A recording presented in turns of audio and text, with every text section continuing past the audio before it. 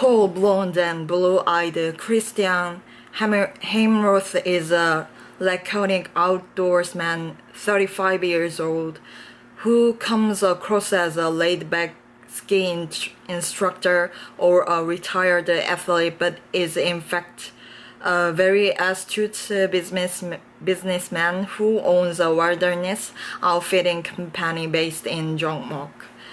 His summer intern, Karen Carson, is also carrying 70 pounds of gear, which is impressive considering she's half his height size.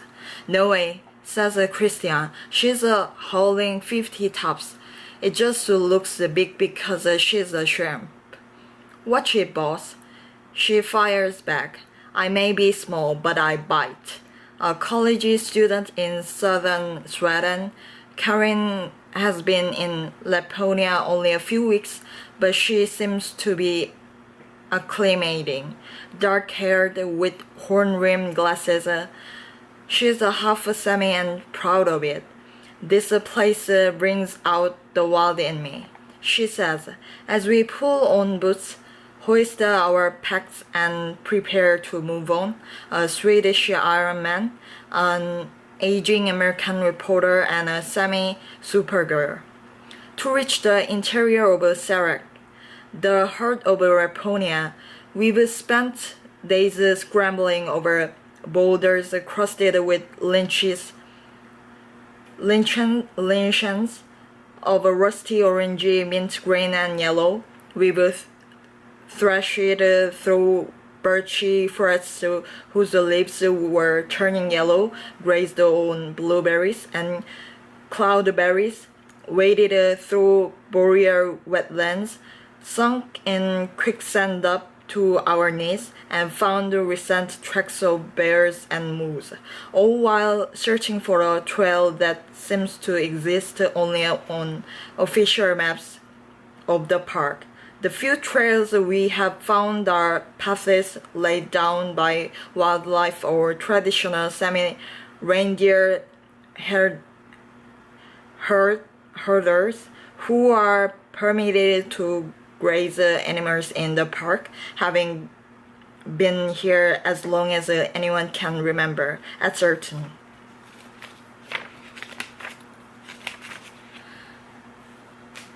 Times of day in Laponia, especially at dawn, it's easy to imagine that their distant forebears might have seen and heard. After roaming this far north in search of game, wrapped in animal skins, staggered by the roaring winds of old glaciers in retreat. In many ways, Sarak is a vision of that newly minted word, massive sharp shoulders of dark rock rising above a landscape carved by ice sheets.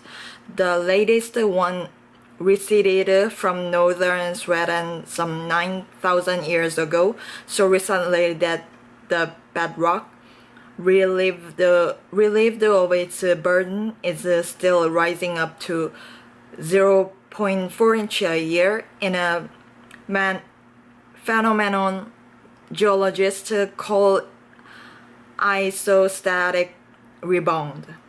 The melting ice left behind the terrain littered with glacier features, cirques, moraines, drumlins, eschers, lakes, erratics, and boulder-strewn hills. Today, in the perfect hush of wilderness, the incremental grind of glaciers still echoes across Laponia, and it seems only moments ago that the big ice melted, leaving the rhythms of soil and rock, wind and rain, to shape the land. More recently, perhaps 5,000 years ago, Laponia was settled by nomadic hunters of reindeer who were ancestors of modern-day Sami, the indigenous people of northern Scandinavia whose lives moved to the rhythms of the reindeer herd. Caucasians who speak a Finno-Ugric language more closely related to Hungarian than to Swedish. The Sami are thought to have rambled north out of Central Europe toward the Kola Peninsula of present-day Russia and west across the frozen boreal waste of what is now Finland, Sweden and Norway.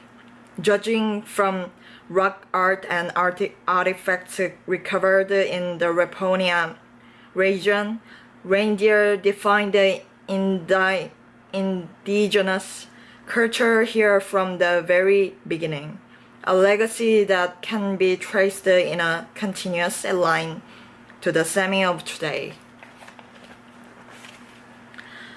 Scalloped patterns in gray marble were among the phenomena that awed geologist Axel Hamburg, who conducted a decades-long study of Sarek National Park.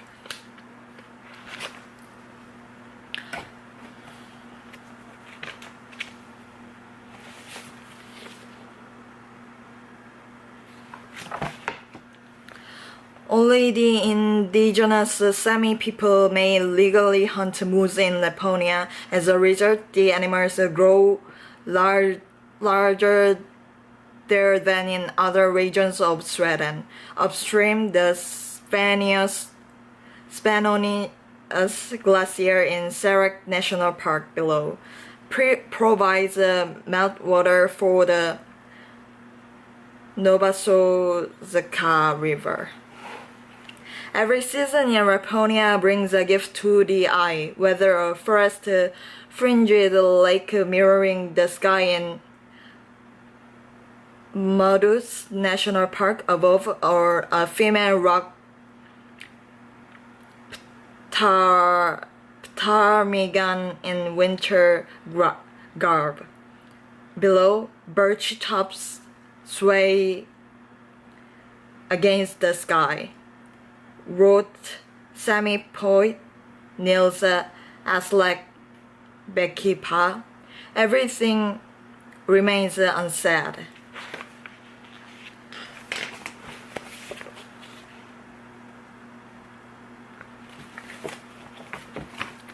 Footprints of a glacier can be seen from above Modus National Park, where peaty string fans form in glacier dug lowlands when the frozen ground melts in spring.